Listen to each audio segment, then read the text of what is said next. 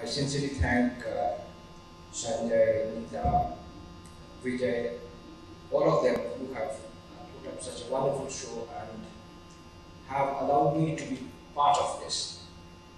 Now, when we talk of fatty liver, there is often a sort of competition between endocrinologists and gastroenterologists as to who's the winner this should be.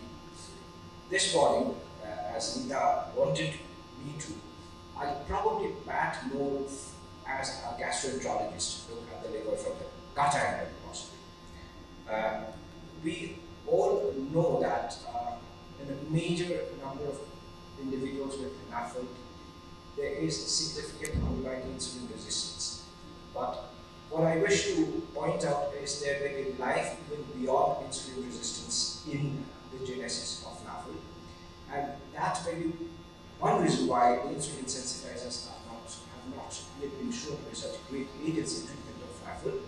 And maybe at the end of the talk, I shall highlight a little bit more about some newer forms of therapy, which of course is not yet standard practice and which Dr. Rajiv Chowdhury has already referred to. So whatever it is, ultimately you have more fat in the liver, which is because of increased supply either from the gut, diet, or maybe from the adipose tissue, increased influx or efflux of free fatty acid from the fat stores, primary fat stores. There could be decreased export of fat from the liver, and that's a new area that is considered to have a genetic influence as well. And of course, there could be decreased free fatty acid oxidation, and so there's more amount of fat remaining in the liver. And there could also be increased de novo lipogenesis in the liver. So if you look at the population of NAFLD, clearly it's a heterogeneous group. You could have one group who have no genetic predisposition, and you would have another group who have a genetic predisposition. And for the purpose of my talk this morning, I have sort of restricted myself to genetic predisposition outside of the factors that are involved with insulin resistance. We do understand insulin resistance also has a number of underlying genetic influences.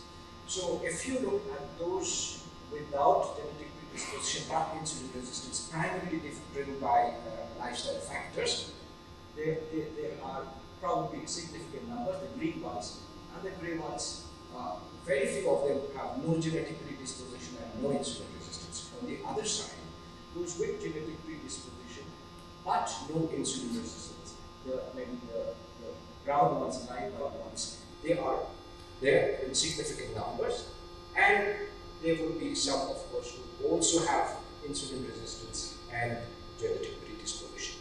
So, if you do a GWAS study, genome-wide association study, there are several genes which show up sort of various polymorphisms in NAFLD. And of them, two have been found to be most prominent. One is PMPLA3, the other is TM6SF2, both are transmembrane proteins. The former is associated with triglyceride hydrolase activity. The latter is associated with sort of export of triglyceride from the liver into blood. So if you have an activity mutation in either, you will have more fat getting back in the liver. And in fact, they explain about 50% of the non-insulin resistant part of NAFLD. And interestingly, many of these are non-obese, which we constantly associate with NAFLD, obesity. But in Indian studies, we are regularly seeing individuals who are non-obese but still have a piece of fatty change in the ultrasound and even elevation of liver enzymes, and even without insulin resistance.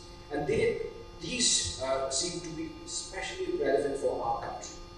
In Europe, they have found another novel variant of membrane-bound transferase, M07, which may explain a significant amount of the development and progression of NAFLD. And from India, we have some amount of work being done by Dr. Nageshwar Reddy's group in Hyderabad, Dr. Amar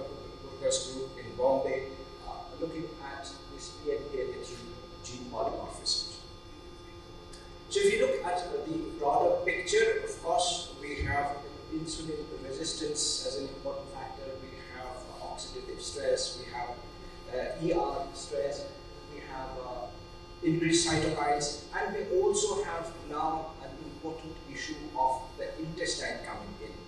Does the gut contribute to NAFLD? We don't have a timer here. I can't see. Do you have a? Don't have a timer. Right. So can I have a warning maybe 1 minute before time? Right. So it's interesting now that we understand that the human gut has a whole lot of microorganisms. In fact, if you there are more than 1,000 species, and if you look at the DNA count of these microorganisms, they are more than 100 times the DNA in your own human cells. And some of the common phyla are Bacteroidetes, Formicutis. It's not necessary that you need to remember all of these, but these comprise actually more than 90% of the human gut microorganisms. And in fact, about 1/3 will be similar between you and me, but 2/3 is somewhat gives a specific signature for a given individual, somewhat like an identity card for you, the microorganism array that you have in your own gut.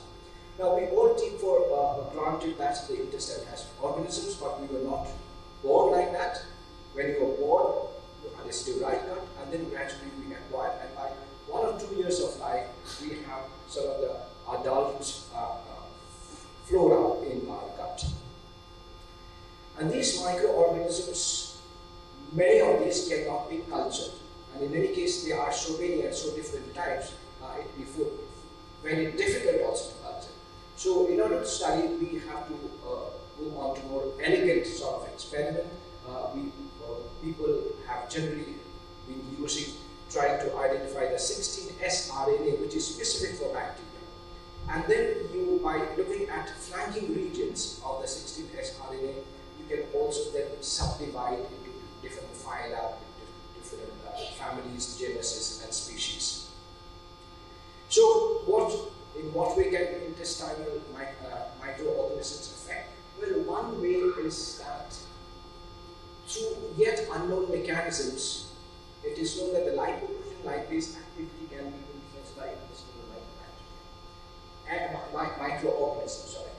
And this in turn can give rise to increased liver fat. That apart, many of the microorganisms it is proposed, can cause alteration of the gut epithelial barrier. It can cause ingress of lipopolysaccharides, and which can itself give rise to low-grade inflammation, not the acute inflammation that we may be more conversant with, but low-grade inflammation, which in turn can give rise to fatty liver. And then, of course, we will quickly have a slightly, and then, of course, there's the other mechanism that afford alcoholic fatty liver. Take alcohol from outside and cause fatty liver. But these same microorganisms could produce alcohol inside your gut, and that alcohol would now go and affect the liver. So, without taking alcohol, you could have alcoholic fatty liver disease, so-called. And then we'll have a quick look at short-chain fatty acids, choline metabolism, and bile acid cooling. Now, short-chain fatty acids are produced in our intestine by the effect of microorganisms in our gut from non-digestible carbohydrates. There are certain, for example, acetate and propionates are mainly produced by Bacteroidetes, if you remember, and butyrate from Formicutis. Now, it's not that, and what these short-chain fatty acids can do is probably increase the calorie intake without even our understanding. Every patient comes to me who is obese and says, I eat nothing. And there may be some truth in their statement also, because their gut may be converting more of these non-digestible carbohydrates into short-chain fatty acids, which is being absorbed, and so giving them more calories. So these are new understandings in this field, which is very exciting. But these short-chain fatty acids are not all bad. They also have some favorable effects. They can influence the intestinal epithelial barrier function. They can decrease expression of some lipogenic genes. But eventually it's been found that if you have alteration of the proportion of the different organisms, especially if you have a reduction in the bacteroidetes and increase in the firmicutes, then you tend to cause a fatty liver. Similarly, choline, that's present in the gut, which is good, which is important actually for the liver to be able to export its triglycerides out into the blood. So if you have deficiency of choline in the diet, then you will develop fatty liver. And also, if you have microorganisms that are breaking down the dietary choline to something which is toxic, methylamide, then also it will give rise to fatty liver. So again, the gut would have a role in the genesis of fatty liver. And if you have choline depletion in the diet, there is to a certain extent, your microorganisms in the gut could protect or prevent the development of fatty liver. But if you are also harboring those genetically susceptible or gene mutations like NPLA3, then your gut organisms can no longer help you. Then bile acids, I mean that's possibly the basis of the use of Utka in the treatment of fatty liver disease. Bile acids help in a number of ways, and these bile acids have a two-way relationship with microorganisms. One could influence the other. And these bile acids can bind to receptors, farnesoid X receptor and GPCR19 or TGR5. And when binding to these receptors, this could influence macrophages, it could influence inflammation, and it could also, by binding to the TGR receptor, it could then activate deiodinases inside the cells, which convert T4 to T3. And this active T3 can now alter energy metabolism and thereby help in decreasing fatty liver. So these are all important new understandings in the development of fatty liver disease. And when we talk about microorganisms, the issue of antibiotics of course come in, and especially in our uncontrolled environment with everyone being given antibiotic for anything and everything. There were some of the early studies in mice though, where pregnant mice given penicillin, either in pregnancy or even in the phase of breastfeeding, suckling the baby, their male children were found to have significantly more obesity, but not if she were exposed to penicillin after the period of suckling. But however, this was not seen in the female offspring for whatever reasons. And this is actually an expression of that. So what about treating NAFLD with antibiotics? Maybe not penicillin, maybe something else. So there is a potential that you may be able to maybe kill off some of the offending microorganisms and allow the more healthy organisms to survive. There are some studies which suggest that it can lead to reduction of hepatic triglyceride, but the evidence is still quite contradictory. And then there is definite long-term concerns of elimination of important commensal bacteria and emergence of resistant strains in future. What about then prebiotics and probiotics? And mostly these are combinations of bifidobacteria and lactobacilli. The other would be fecal microbiota transplant, getting healthy microorganisms from one individual to another. So we do have some evidence in favor of the probiotics. This was a study in 2013 which looked at NASH in two groups. One had supportive care, the other had prebiotics and probiotics. 6-month study. Liver fat was studied with proton magnetic resonance spectroscopy, and it suggests that it reduces hepatic triglyceride level. It reduces liver enzymes. And this was associated with expansion in the bacteroidetes, which is the beneficial organism group that we talked about, and decrease in firmicutes. And this is just to show that this is the bacteroidetes population at baseline, and this is bacteroidetes population after intervention probiotics, and this remains the same in the usual care. We have a more sort of recent meta-analysis, not so recent, we have one after this. This has relatively small numbers of individuals being included, which did suggest again that probiotic therapies could be beneficial.